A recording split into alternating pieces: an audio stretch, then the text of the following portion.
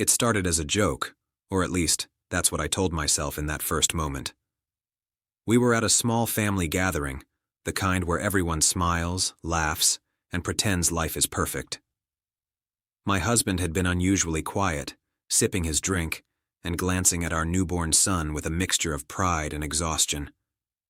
Everyone else was chatting about work, vacations, and who was coming to Thanksgiving this year. I laughed, a little too loudly, and nudged him playfully.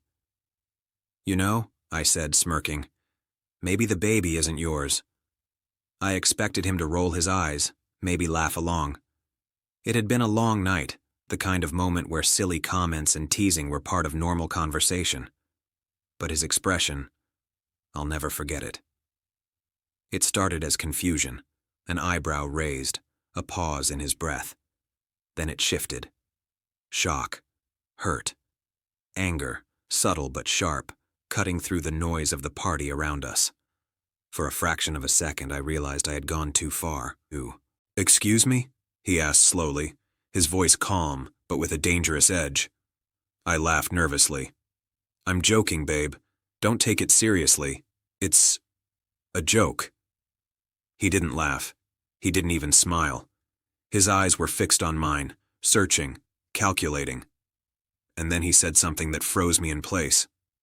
"I hope it's a joke, because if it isn't..." I swallowed. I nodded. "Of course it's a joke. Totally joking." But the unease didn't leave the air. He excused himself, claiming he needed a fresh air break. I followed a few minutes later, curious and anxious. Outside, he paced slowly, hands in his pockets, staring at the night sky. The faint glow of streetlights cast shadows across his face, and I could see the tension tightening his jaw. "I need to know something," he said finally. His tone was steady, but underneath it, I could hear the tremor of betrayal. "Did you cheat?" My stomach dropped. The joke, so innocent in my mind, suddenly felt heavy with consequences. I laughed nervously, shaking my head. "No, of course not. I'm serious. It's just a stupid joke. I didn't mean..." He cut me off with a hand, stopping me mid-sentence. "A joke?" His voice was sharp now. "Do you understand how that sounds? Even joking about something like that, it makes me question everything. How can I trust you?" I tried to reach for his hand, but he stepped back. "No, don't. Not yet." Then he did something I never expected. He pulled out his phone and opened a series of messages. Messages between him and someone else. His tone didn't reveal who yet. But I saw enough to realize he had been investigating, suspecting, watching. "What are you doing?" I asked, panic creeping in. He didn't answer immediately. He scrolled, paused, then looked up at me.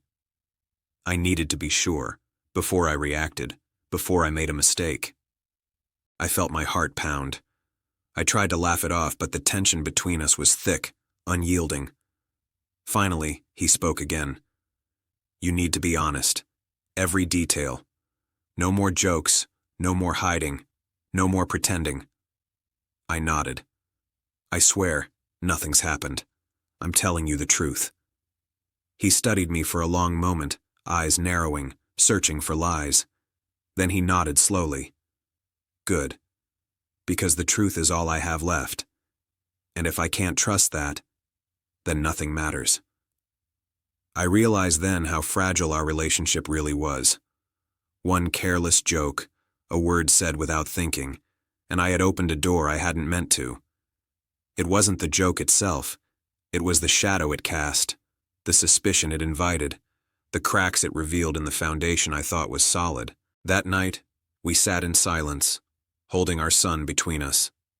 I kept my hands in my lap, avoiding his gaze, knowing that the trust I had assumed would last forever was now tentative, fragile, like glass teetering on the edge of a counter.